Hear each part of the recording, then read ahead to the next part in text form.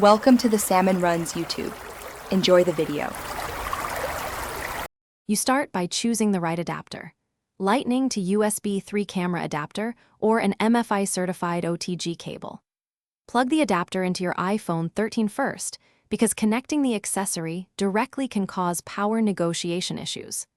Once done, connect the USB device to the adapter, and if the device requires more power, attach its external power to the adapter's pass-through Lightning port. Make sure iOS is up to date and battery is above 20% so the phone can supply or negotiate power smoothly.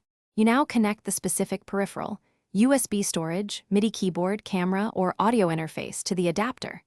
When the accessory is recognized, iPhone 13 typically shows an access prompt. Tap Allow so apps can read the device. Next, open the appropriate app. Files for drives, GarageBand for MIDI, camera for importing images, or settings Bluetooth/audio for interfaces. If an app doesn't show the device, quit and relaunch it. This forces iOS to re-enumerate USB devices and often resolves detection delays. To finish, perform normal app workflows and safely eject external storage from the Files app before unplugging to prevent corruption.